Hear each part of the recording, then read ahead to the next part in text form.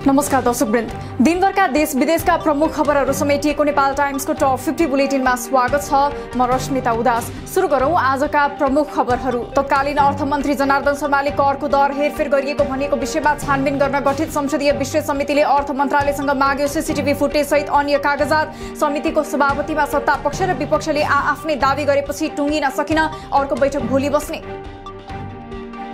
प्रतिनिधि सभाको बुधबार बस्ने बैठकमा नेपाल नागरिकता पहिलो संशोधन विधेयक 2079 प्रस्ताव प्रस्तुत गर्ने सम्भावित कार्यसूचीमा चढ्यो। बुधबार बस्ने बैठकको सम्भावित कार्यसूचीमा गृहमन्त्री बालकृष्ण खाँडले प्रस्ताव पेश गर्ने उल्लेख। राष्ट्रिय सभाबाट सर्वसम्मतिमा तेजाब तथा अन्य घातक रासायनिक पदार्थ नियमन विधेयक 2079 पारित। तेजाब तथा घातक पदार्थको दुरुपयोग नियन्त्रण हुने तथा दुरुपयोग गर्नेलाई आवश्यक कारबाही हुने गृहमन्त्री खाँडको भनाई। अन्य 5 विधेयक पनि टेबल। जिल्लाका विभिन्न समस्याबारे अवगत गराउन चितवन क्षेत्र नम्बर 3 का सांसद समेत रहेका प्रचण्ड सहितको टोलीले प्रधानमन्त्री शेरबहादुर देउवालाई भेटे। भेट सकारात्मक भएकाले जिल्लावासीको मागको सुनवाई हुने महानगर मेयर दाहालको विश्वास।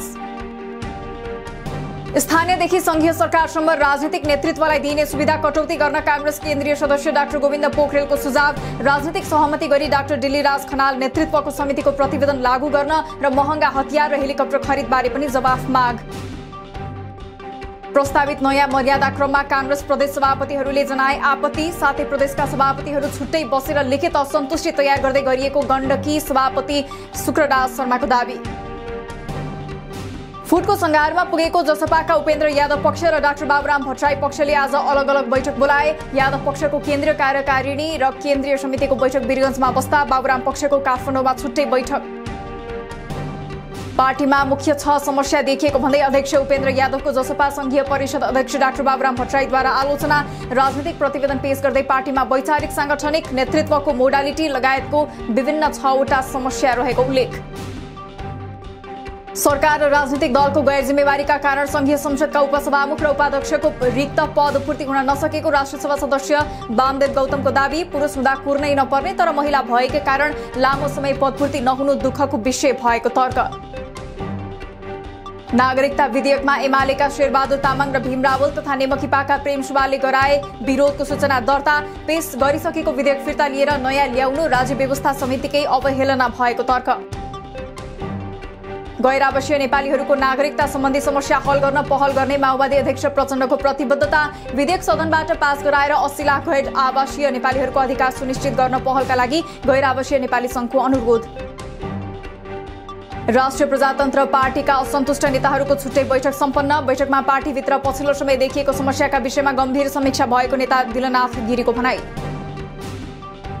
नेपाल भ्रमणमा रहेका चिनिया कम्युनिस्ट पार्टीका विदेश विभाग प्रमुख लिउ जियानचाओ र एमाले अध्यक्ष केपी शर्मा ओली बीच ओली निवास बालकोटमा भेटवार्ता। आजै नेकपा एसका नेताहरूसँग पनि भेट। बुधबार राष्ट्रपति विद्यादेवी भण्डारीसँग भेटवार्ता गरी चिनिया टोली स्वदेश फर्कने।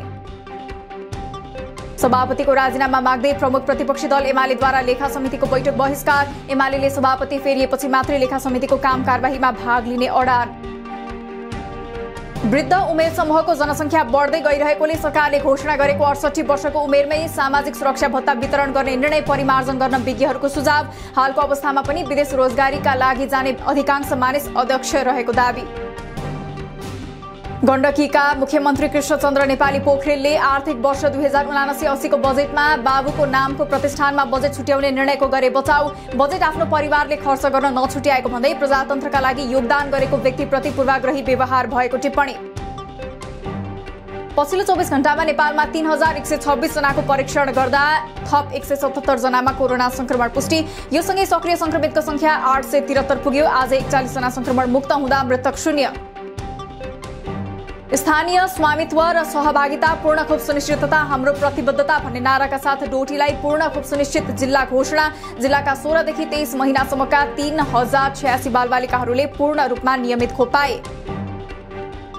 गर्मी बढेसँगै बागलुङमा डेंगीका बिरामी फेला पर्न थाले। लामखुट्टेको टोकाइबाट सर्ने रोगको संक्रमण जिल्लाका 2 जनामा भेटियो। सरसफाइमा ध्यान दिनुपर्ने स्वास्थ्य कर्मीको सुझाव।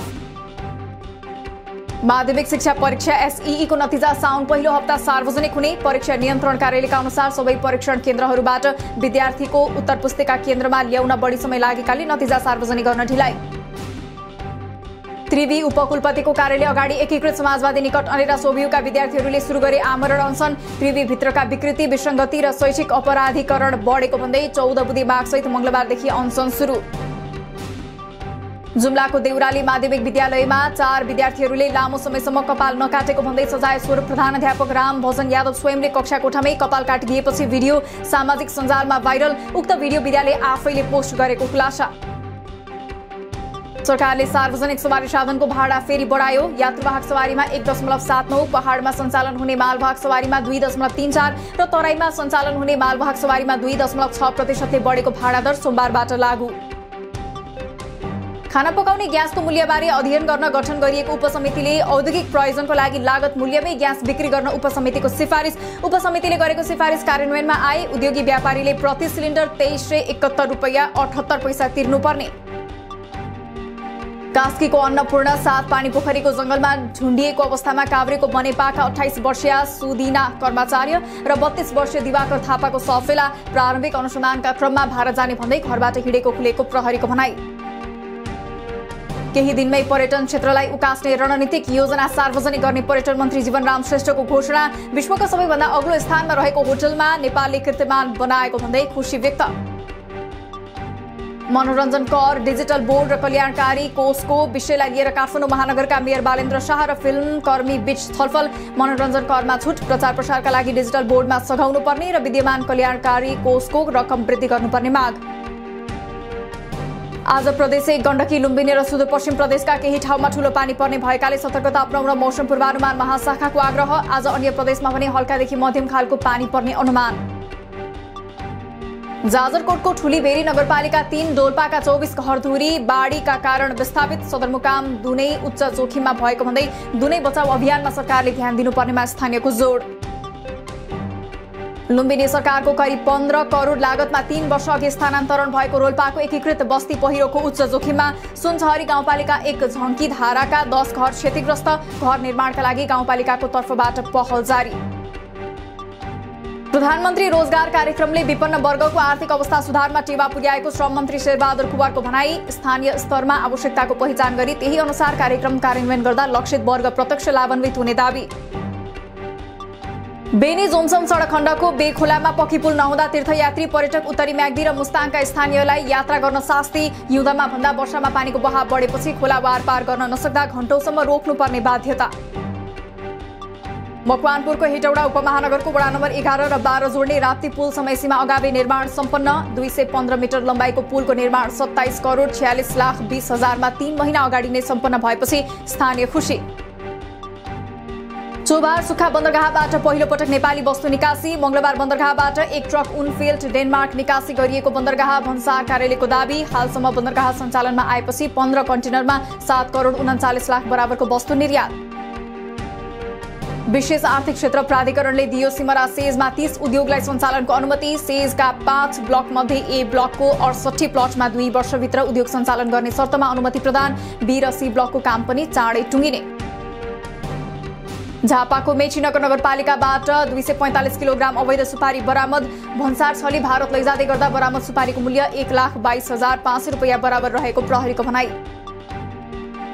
सुनको भाव आज तोलामा 200 रुपैयाँले घटेर प्रति तोला 94,500 रुपैयाँ कायम। आज चाँदी पनि तोलामा 10 रुपैयाँले घटेर प्रति तोला 1175 रुपैयाँमा कारोबार।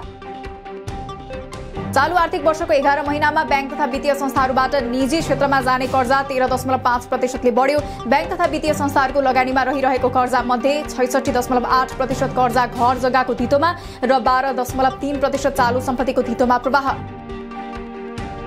शेयर बजारमा मंगलबार भने झिनो सुधार देखियो। आज 11.68 अङ्कले बढेको बजार 1927.28 बिन्दुमा रोकियो। आजै 1,70,77,52,978 को शेयर खरिद बिक्री। आईसीसी विश्वकप क्रिकेट लीग 2 अन्तर्गत त्रिदेशीय एकदिवसीय श्रृङ्खलामा नेपाल नामिबियासँग 40 रनले पराजित। जितका लागि 221 रनको लक्ष्य पछ्याएको नेपाल 180 रनमै समेटियो। पराजयसँगै नेपाल 6औं स्थानमा झर्यो। जापानका पूर्व प्रधानमन्त्री सिन्जो आबेको आज बौद्ध परम्परा अनुसार अन्त्येष्टि गरियो। टोकियोको जोजोजी मन्दिरमा राखिएको आबेको पार्थिव शरीरलाई आबेको परिवारका केही सदस्यहरूका उपस्थितिमा टोकियोका विभिन्न स्थानमा परिक्रमा।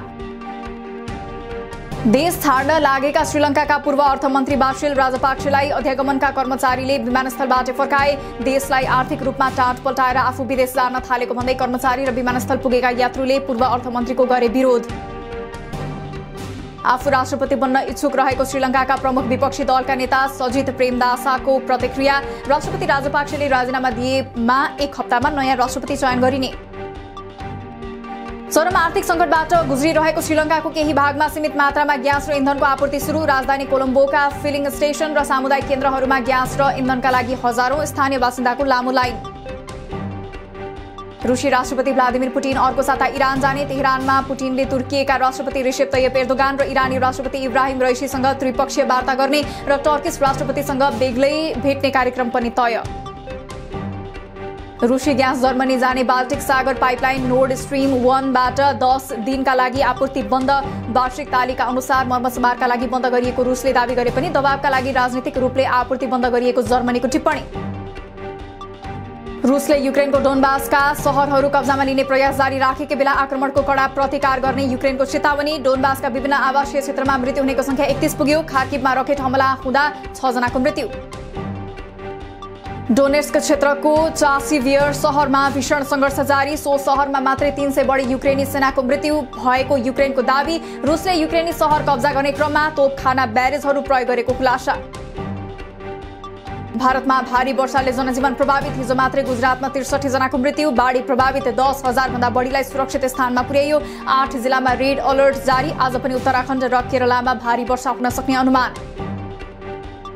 र जेम्स वेब स्पेस टेलिस्कोपबाट पहिलो पटक ब्रह्माण्डको अहिलेसम्मको सबैभन्दा गहिरो विस्तृत पूर्ण रंगीन तस्विर सार्वजनिक। तस्विरलाई ब्रह्माण्डको अहिलेसम्मको सबैभन्दा गहिरो सबैभन्दा विस्तृत इन्फ्रारेड दृश्यको रूपमा विश्लेषण। दिनभरका देश विदेशका प्रमुख खबरहरू समेटिएको नेपाल टाइम्सको टप 50 बुलेटिन अहिलेलाई सकियो। हामी भोलि फेरि टप 50 समाचारका साथ उपस्थित हुने नै छौं।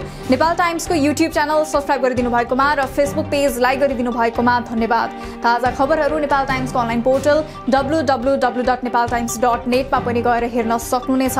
नेपाल टाइम्स हेर्दै गर्नुहोला। नमस्कार।